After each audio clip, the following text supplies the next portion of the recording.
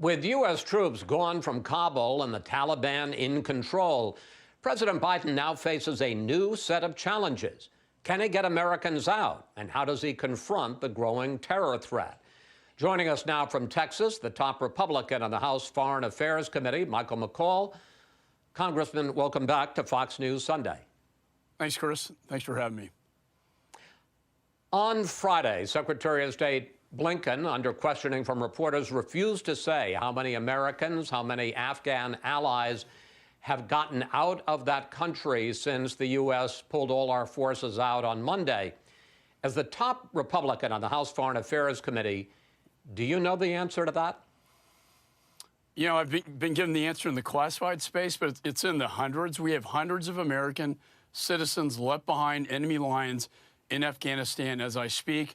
And also, very sadly, the interpreters who worked with our special forces, almost all of them were left behind and were not let in the gates at the airport at HKI to get out. And that was a promise that the president made. I've said all along, this president has blood on his hands. And this last week, we had 13 service men and women come home, flag-draped coffins at Dover Air Base. This problem's going to get worse, not better, and we have left them behind. That's the basic credo of the military. Sir, I asked a slightly different question, though, than the one you answered. Not how many are still left. Do you know how many of those Americans and how many of those Afghan allies have gotten out of the country since we pulled out on Monday? Right. So the Americans themselves, probably around 5,000 range, and the Visa card holders. Sir. Wait. No, what I'm asking is, since we left the country on Friday, how many Americans have gotten out of Afghanistan since we pulled out? How many Afghan allies have gotten out since the Taliban was in complete control of the country? I understand. Zero. And in fact, we have 6 airplanes at Mazar Sharif Airport, 6 airplanes with American citizens on them as I speak, also with these interpreters, and the Taliban is holding them hostage for demands right now. The state has cleared these flights, and the Taliban will not let them leave the airport. So I'm sorry, the answer to your question is zero. And that's my concern, is they're going to demand more and more, whether it be cash or legitimacy, as the government of Afghanistan. Let me pick up on this because I didn't know this. You're saying that there are Americans on airplanes ready to fly out of Afghanistan right now, and they're not being allowed out because Taliban is making demands. What demands are the Taliban making? Well, they are not clearing the airplanes to depart. They've sat at the airport for the last couple of days, these planes, and they're not allowed to leave. We know the reason why is because the Taliban wants something in exchange. This is really, Chris, turning into a hostage situation where they're not going to allow American citizens to leave until they get full recognition from the United States of America. My concern is that Zal Khalilzad, our special envoy, who's met with the Taliban, they're in talks right now, and I think I worry his recommendation to the administration will be to recognize the Taliban as the official government of the United States, a Taliban organization that is a terrorist organization. There are also reports that the Taliban is now carrying out mass killings of former Afghan government officials, former Afghan defense forces. Can you shed any light on that?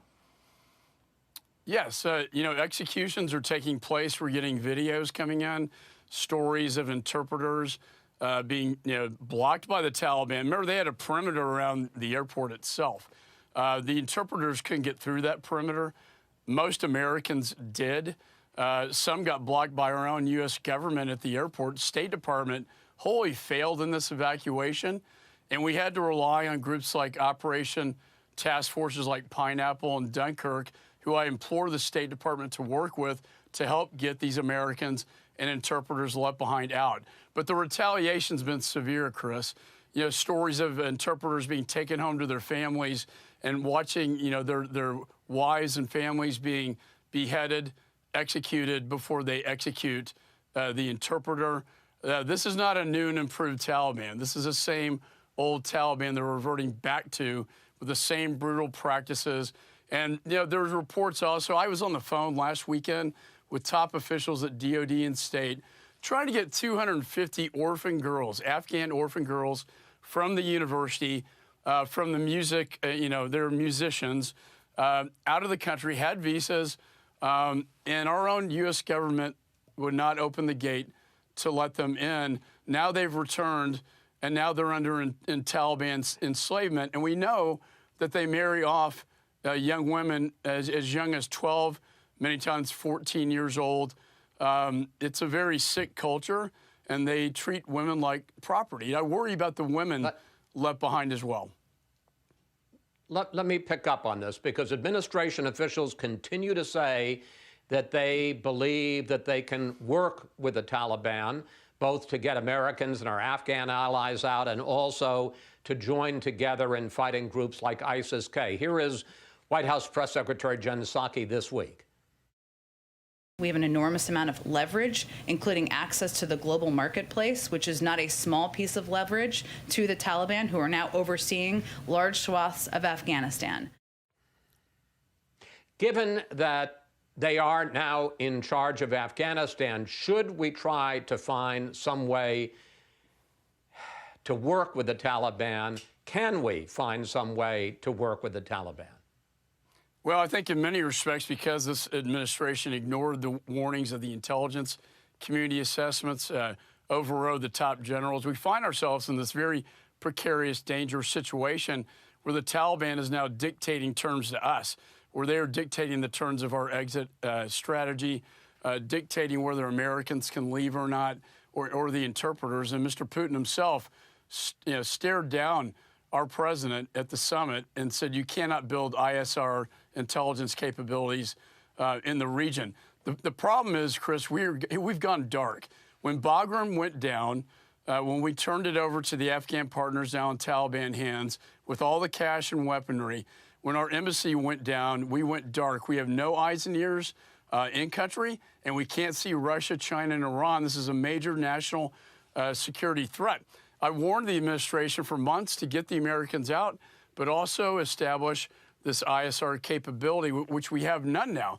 Now we're left in this very desperate situation, a very bad foreign policy of having to negotiate with the Taliban, which I was always skeptical of having to do. Yeah, we do have frozen assets. That's the only leverage we have left, because we have no military on the ground and we have no intelligence capability on the ground.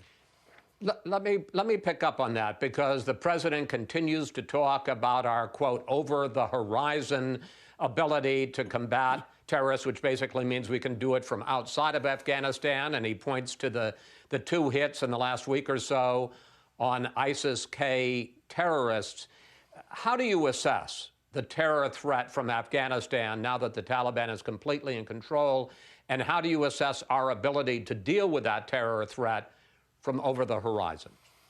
It's a great question. This over-the-horizon capability is greatly exaggerated because we don't have anything near Afghanistan. It's a landlocked country surrounded by our enemies, Russia, China, Iran, who've now been emboldened by this foreign policy, blunder. So, how do we go forward? I think we have to establish that ISR, somewhere. Over-the-horizon capability means flying from the Gulf, probably countries like Qatar, which would be, anywhere from 6 to 8 hours, having to fly, around Iran, over Pakistan, get refueling. This is not, when I talk to anybody in the military, they tell me this is not adequate for us to have ISR capability. Well, we need to see eyes and ears on the ground to see the threat so that we can respond to the threat and eliminate it. We don't have that capability anymore. And Chris, we're going back to pre-9/11 right now, but it's worse. It's worse because now they're fully armed with our weapons, our helicopters, and pallets of our cash. Congressman McCaul, thank you. Thanks for your time. Pretty chilling conversation. Always good to talk with you, sir. No, you too, Chris. Thanks for having me.